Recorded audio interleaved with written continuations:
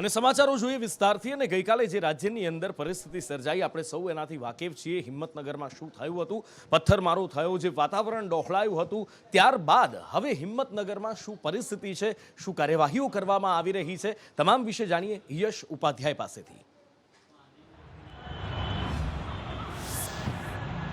નુપુર ચોક્કસથી ગઈકાલે જે શોભાયાત્રા નીકળી તેના ઉપર જે પથ્થરમારો કરવામાં આવ્યો હતો ત્યારબાદ જે સાબરકાંઠા, અરવલ્લી, મહેસાણા તમામ પોલીસ છે તે હિંમતનગર ખડકી દેવામાં આવી હતી। સાથે સાથે આરએફની જે ટીમ છે તે પણ સાબરકાંઠા ખાતે ઉતારી દેવામાં આવી હતી। કલેક્ટર દ્વારા જાહેરનામું પણ 144 જે કલમ છે તે લગાવવામાં આવી હતી। ત્યારબાદ તમામ જે વિસ્તારો છે બી ડિવિઝન આજુબાજુ તેમજ જે જગ્યાએ ઘટના બની છાપરિયા વિસ્તાર તે તમામ જગ્યા ઉપર આરએફની ટીમ ઉતારી દેવામાં આવી છે। તેમના દ્વારા સતત જે પેટ્રોલિંગ છે તે કરવામાં આવી રહ્યું છે। ગઈકાલે ઘટના બાદ હાલ તો પોલીસ દ્વારા સ્થિતિ છે જે ગઈકાલે નિર્માણ પામી હતી જેને શાંતિપૂર્ણ વાતાવરણ અત્યારે થઈ ગયું છે। શાંત વાતાવરણ પોલીસ દ્વારા ઊભું કરવામાં આવ્યું છે। પોલીસ દ્વારા જે 700 જણા ટોળા સામે ફરિયાદ નોંધાઈ છે। 3 ફરિયાદના અંદર 700 લોકો વિરુદ્ધ ફરિયાદ નોંધી હાલ પોલીસ દ્વારા જે કાર્યવાહી છે તે શરૂ કરી દેવામાં આવી છે।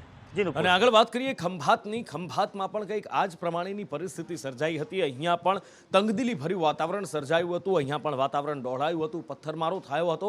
ત્યારબાદ આજે શું પરિસ્થિતિ છે અને શું કાર્યવાહીઓ થઈ રહી છે અહીંયા આગળ પણ, અને શાંતિ બનેલી રહે તેના માટેના શું પ્રયત્નો કરવામાં આવી રહ્યા છે, નિર્મલ દવે પાસેથી જાણીએ।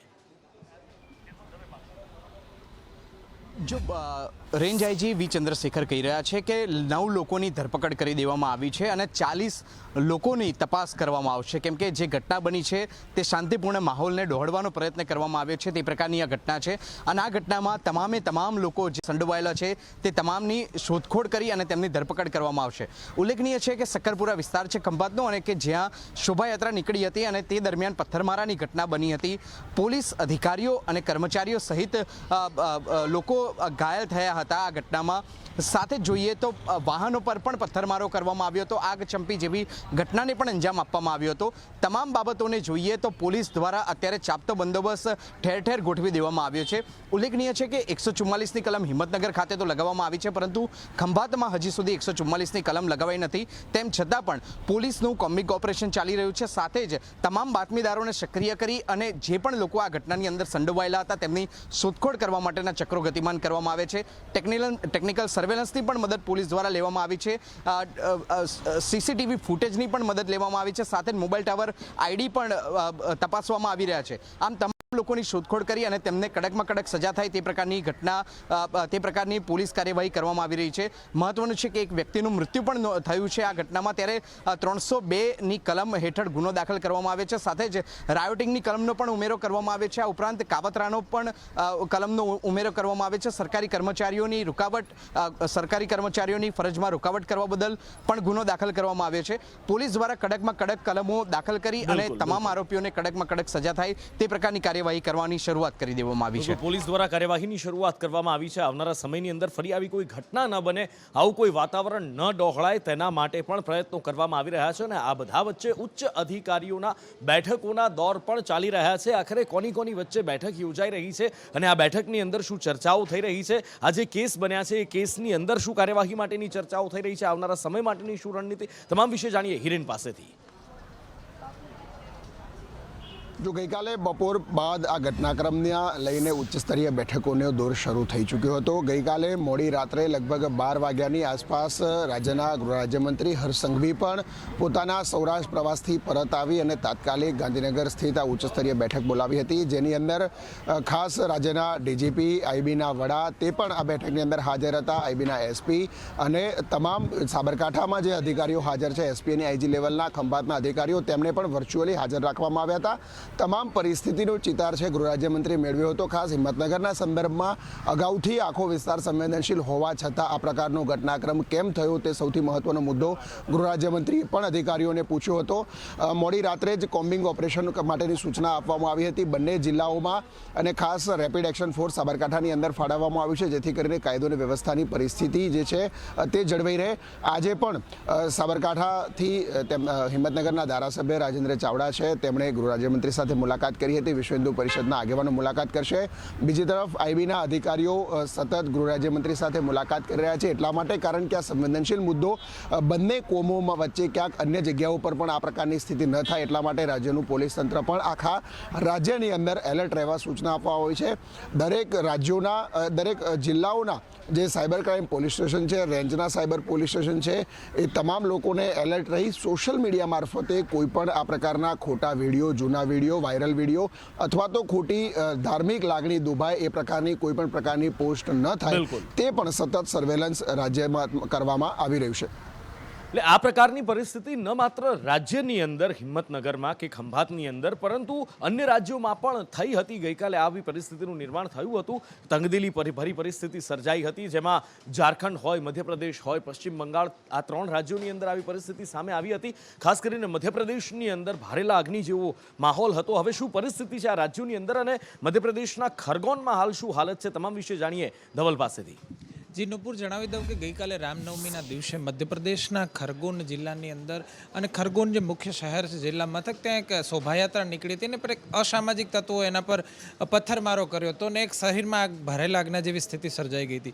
ત્યારબાદ મુખ્યમંત્રી શિવરાજસિંહે એક્શનમાં આવ્યા અને આજે એવી ઘટના બની કે 20થી વધારે જે પોલીસ કર્મીઓ ઘાયલ થયા હતા એ બધા મુદ્દે જે પોલીસ ફરિયાદ થઈ અને જેટલા પણ આરોપીઓ હતા તમામ આરોપીઓના ઘર અને મકાનો પર બુલડોઝર ફેરવી દેવામાં આવ્યું છે. જિલ્લા કલેક્ટર સહિતના ઉચ્ચ અધિકારીઓની હાજરીમાં રેપિડ એક્શન ફોર્સ તૈનાત કરવામાં આવી હતી અને જેટલા પણ આરોપીઓ હતા તમામના ઘર તોડી નાખવામાં આવ્યા હતા અને વિઝ્યુઅલ્સ પણ એવું બતાવી રહ્યા છે કે તમામના ઘર પર બુલડોઝર ફેરવી દેવામાં આવ્યું હતું. સાથે સાથે પશ્ચિમ બંગાળ અને ઝારખંડની અંદર પણ આવી સ્થિતિનું નિર્માણ થયું હતું કે શોભાયાત્રાની અંદર તિકડકોરી કરનારા અસામાજિક તત્વો પર પોલીસે એક્શન લીધા છે. બંગાળની અંદરની સ્થિતિમાં તો વામપંથી ટોળીઓએ પણ વાયડાઈ કરી હતી અને જેના કારણે પોલીસે એક્શન લેવાનો વારો આવ્યો છે. અને હવે આગળ વાત કરીએ રાજનીતિની. ચૂંટણી આવી રહી છે ડિસેમ્બર મહિનામાં અને રાજનીતિ ચાલી રહી છે શિક્ષણના મુદ્દાને લઈને. શિક્ષણના મુદ્દા ઉપર દિલ્હી અને ગુજરાત વચ્ચે આક્ષેપ પ્રતિ આક્ષેપ અત્યાર સુધી થતા હતા, પણ હવે કોનું શિક્ષણ વધુ સારું એ ખુદ ચેક કરી, જાત તપાસ કરી અને દાવા કરવાની રાજનીતિ શરૂ થઈ છે. મનીષ સિસોદિયા અહીંયા આગળ આવ્યા હતા, દિલ્હીના શિક્ષણ મંત્રી અને નાયબ મુખ્યમંત્રી ભાવનગરમાં જઈ અને તેમણે શાળાઓનું ચેકિંગ કર્યું. તો સામે ભારતીય જનતા પાર્ટીએ પણ શું કર્યું, કઈ રીતની આ રાજનીતિ ચાલી રહી છે, કઈ રીતે એકબીજા પર આક્ષેપ પ્રતિ આક્ષેપ અને પોતાનું શિક્ષણ સારું એ કરવાના પ્રયત્નો થઈ રહ્યા છે, અજય યાદવ પાસેથી જાણીએ.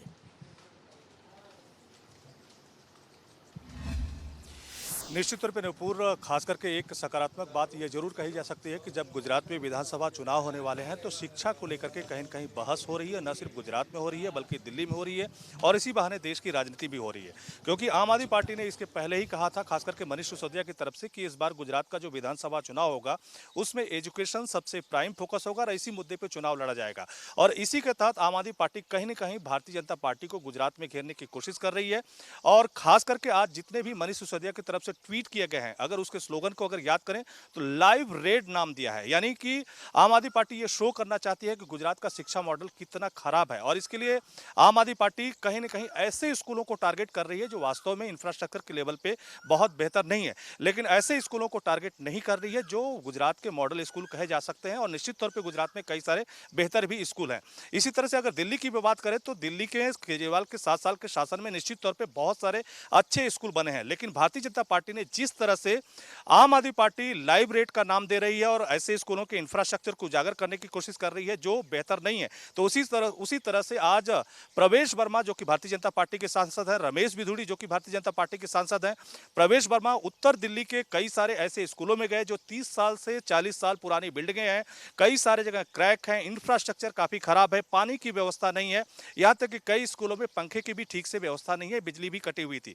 इसी तरह से रमेश बिधूड़ी साउथ दिल्ली के कई सारे इलाकों में गए. साउथ दिल्ली काफी पॉश इलाका कहा जाता है और यहाँ के स्कूल काफी बेहतर न सिर्फ केजरीवाल बल्कि शीला दीक्षित और उससे पहले के जमानों में भी कहे जाते हैं, लेकिन उन्होंने भी ऐसे स्कूल को टारगेट किया जो इंफ्रास्ट्रक्चर के लेवल पे काफी बेहतर नहीं कहे जा सकते हैं. तो एक तरफ जहां एजुकेशन पे निश्चित तौर पे दोनों राज्यों में बहस चल रही है, लेकिन अच्छे स्कूलों को दिखाने के बजाय या मॉडल स्कूलों को दिखाने के बजाय दोनों पार्टियां एक दूसरे के जो खराब स्कूल है उसको टारगेट करते हुए एक दूसरे को घेरने की कोशिश कर रही हैं. એટલે કયા રાજ્યમાં કઈ શાળા શાળામાં ખામી છે એ બતાવવાનો પ્રયત્ન કરવામાં આવી રહ્યો છે. એક જોતા તો સારું છે કે કદાચ આ ખામીઓ એકબીજા રાજ્યો શોધે અને જે શાળાઓની તકલીફો છે, જે વિદ્યાર્થીઓની તકલીફો છે એ દૂર થાય. પણ મનીષ સિસોદિયા જ્યારે ગુજરાતમાં આવ્યા, ભાવનગર પહોંચ્યા, ક્યાં તેમણે આ શાળાઓમાં તપાસ કરી, કઈ કઈ શાળાઓ હતી, ભાવનગર શા માટે પસંદ કરવામાં આવ્યું અને આ શાળાઓ જોયા પછી શું નિવેદન આપ્યા તેમણે, અંકિત પાસેથી જાણીએ. નુપુર, આપણે બધા જાણીએ છીએ કે ગુજરાતમાં છેલ્લા ઘણા સમયથી મુદ્દાસર રાજનીતિનો ઘણો અભાવ હતો અને કદાચ આમ આદમી પાર્ટીનો જે પ્રભાવ ગુજરાતમાં વધી રહ્યો છે તેના કારણે મુદ્દાસર રાજનીતિ હવે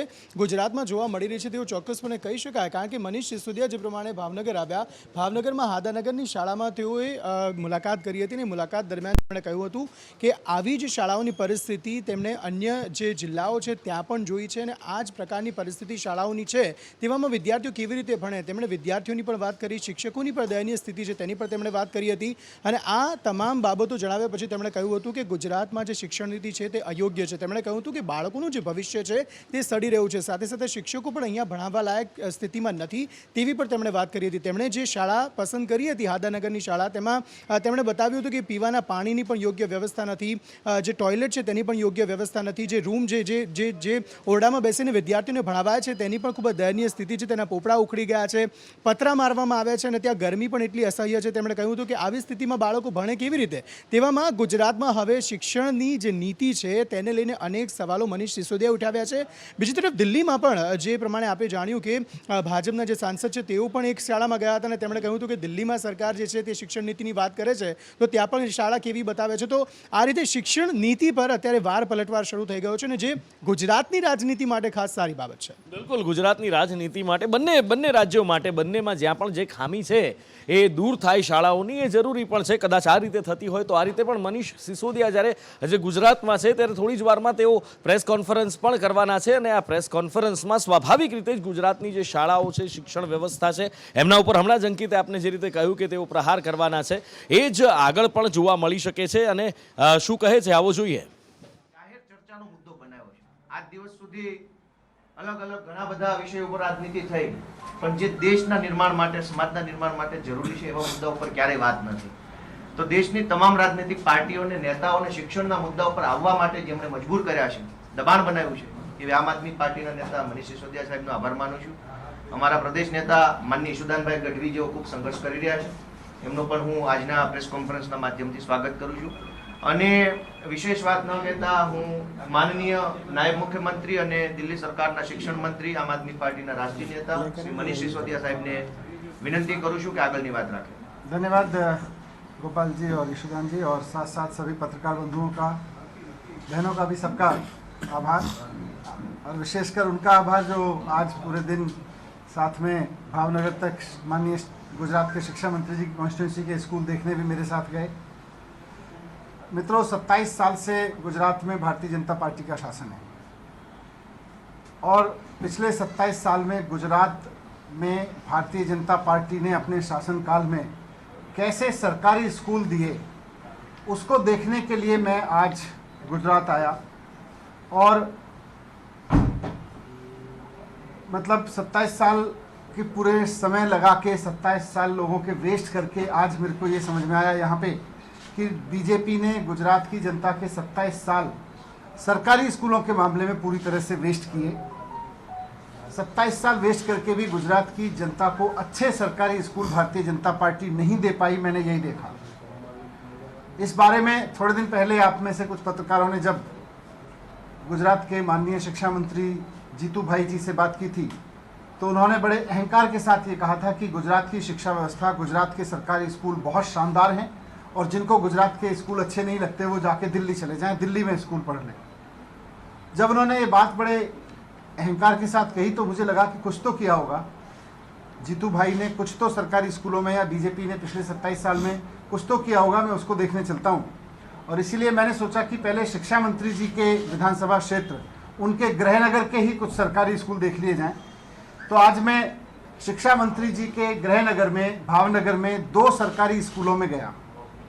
दोनों सरकारी स्कूलों में आप देख लीजिए कि गैलरी से लेकर क्लासरूम तक कोई कोना ऐसा नहीं था जहां मकड़ी के मोटे मोटे जाले इस तरह से ना लगे हों जैसे बहुत पुराने कबाड़ घर में लगे होते हैं.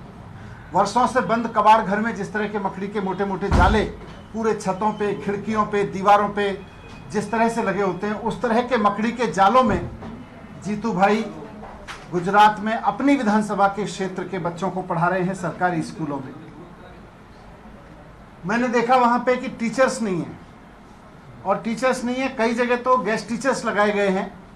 और बड़ा आश्चर्य हुआ मुझे टीचर्स से बात करके कि उनको महीने महीने की सैलरी पर रखा गया है। 1 महीने के लिए उनको रखा जाता है, फिर उनका रिन्यू किया जाता है, फिर उनका रिन्यू किया जाता है। मतलब जो टीचर्स वहाँ पढ़ा रहे हैं उनको बेचारों को ये पता ही नहीं है कि अगले महीने उनकी नौकरी रहेगी कि नहीं रहेगी। स्कूलों में टॉयलेट्स नहीं है, टॉयलेट से बदबू आ रही है, कोई आदमी 1 मिनट नहीं खड़े हो सकता। और हम ये अपेक्षा कर रहे हैं कि वहाँ बच्चे आके 7 घंटे पढ़ लेंगे, टीचर्स आके 7 घंटे पढ़ा लेंगे, महिला टीचर 7 घंटे पढ़ा लेंगी एक ऐसी बिल्डिंग में जहाँ टॉयलेट्स तक नहीं है। कैसे हम ये अपेक्षा कर रहे हैं? खुद शिक्षा मंत्री जी गुजरात के अपने होम टाउन में इतना बुरा हाल है। मुझे बड़ी आश्चर्य चीज़ एक और पता चली, भावनगर में गया तो वहाँ के पेरेंट्स ने मुझको बताया, वहाँ कुछ पेरेंट्स भी आ गए, एक सरकारी स्कूल बंद किया जा रहा है। और मुझे वहाँ के लोगों ने बताया कि किस तरह से गुजरात के जो अभी शिक्षा मंत्री जी हैं जीतू भाई जी, उनके परिवार का एक प्राइवेट स्कूल कॉलेज भी है। और लोग बड़े आश्चर्य के साथ बता रहे थे कि जीतू भाई के परिवार को सरकारी प्राइवेट स्कूल प्राइवेट कॉलेज चलाना अच्छे से आता है, वो बहुत शानदार चल रहा है। सरकारी स्कूल चलाने में फेल है, प्राइवेट स्कूल अपने परिवार का अच्छे से चलाना आता है। तो ये तो बीजेपी का एक बहुत बड़ा फेलियर है कि उन्होंने ऐसे आदमी को लगा रखा है। या तो बीजेपी की मंशा नहीं है कि सरकारी स्कूल ठीक हो, या उनके मंत्री की योग्यता नहीं है कि वो सरकारी स्कूल को ठीक से चला जाए। खुद जीतू भाई ने विधानसभा में, गुजरात की विधानसभा में बताया था कि उनके 13,000 स्कूलों में तो कोई कंप्यूटर नहीं है। आप सब ने भी उसको खूब चलाया था, मैंने मीडिया के माध्यम से देखा था। 700 स्कूल ऐसे हैं जहां केवल 1 टीचर पढ़ाते हैं। आप सबके माध्यम से मैं कहना चाहता हूं कि ये जो हालत है एक्चुअली, ये आज जो हमने देखा, ये बात सरकारी स्कूलों की नहीं है, ये हालत सरकारी स्कूलों की नहीं है, देश के भविष्य की है, इन बच्चों के भविष्य की है, उन परिवारों के भविष्य की है जो यहाँ पे पढ़ रहे हैं। 27 साल में भारतीय जनता पार्टी सारे गुजरात के सारे सरकारी स्कूलों को ऐसा नहीं कर पाई कि वहाँ कम से कम यार मकड़ी के जाले तो ना हो, कम से कम वहाँ पीने का पानी, टॉयलेट की व्यवस्था तो हो जाए, कम से कम वहाँ बच्चा आए तो उसको ये तो ना लगे कि मुझे किसी कबाड़ खाने में पढ़ने जाना है, ऐसा तो ना लगे। कम से कम इतने तो सारे सरकारी स्कूलों को 27 साल में कर सकते थे। और ये करना कोई रॉकेट साइंस नहीं है। आज जब मैं ये बात कह रहा हूँ तो बहुत जिम्मेदारी के साथ कह रहा हूँ। मैं 7 साल पहले दिल्ली के सरकार में शामिल हुआ, माननीय अरविंद केजरीवाल जी ने वहाँ पे बीड़ा उठाया कि हमें सरकारी स्कूल ठीक करने हैं। अभी मैं एक छोटा सा वीडियो आपको दिखाऊंगा। इससे बुरी हालत थी जैसे आज स्कूल में देख के आया हूँ, इससे बुरी हालत थी 2015 में दिल्ली के सरकारी स्कूलों की। लेकिन अगर 5 साल में एक गंभीर सरकार, केजरीवाल जी की सरकार, दिल्ली के सरकारी स्कूलों को बदल सकती है, तो फिर यहाँ तो 27 साल हो गए भारतीय जनता पार्टी को। क्या भारतीय जनता पार्टी में ये विजन नहीं है या उनकी ये समझ नहीं है कि सरकारी स्कूलों को कैसे ठीक किया जाता है? क्या भारतीय जनता पार्टी ये नहीं सुनिश्चित कर सकती कि गुजरात के सभी सरकारी स्कूलों को कम से कम एक मिनिमम स्टैंडर्ड तक, इतने तक तो ले आए कि वो सरकारी स्कूल ऐसा ना लगे जैसे कबाड़ खाने के दरवाजे खोल दिए। रोज बच्चे पढ़ने आते हैं, रोज बेचारे टीचर पढ़ाने आते हैं वहाँ पे, लेकिन एकदम ऐसा लगता है जैसे कबाड़ खाने के दरवाजे खोल दिए गए हों कई साल बाद, कोई कबाड़ खाना बंद पड़ा हो। मैं तो आज आश्चर्य रह गया दोनों के दोनों स्कूलों को देख के वहाँ पे।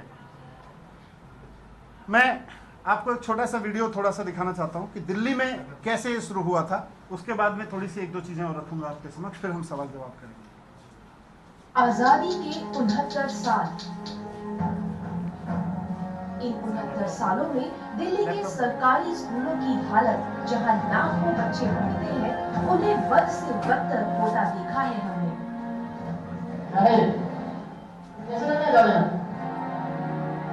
जो आज गुजरात में देखा वही वहाँ दिखता था पहले।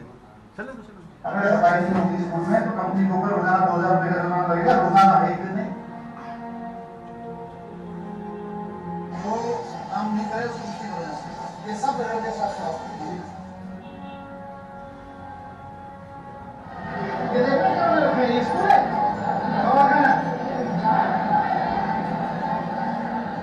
અને આગળ વાત કરીએ તો અન્નદાતાનો આક્રોશ રાજ્યમાં અલગ અલગ જગ્યાએ સામે આવ્યો છે અને ખેડૂતો વિરોધ પ્રદર્શન કરી રહ્યા છે। કયા કયા મુદ્દે કઈ કઈ માંગણીઓને લઈને શું છે તેમનો આક્રોશ, આઝમ પાસેથી જાણીએ।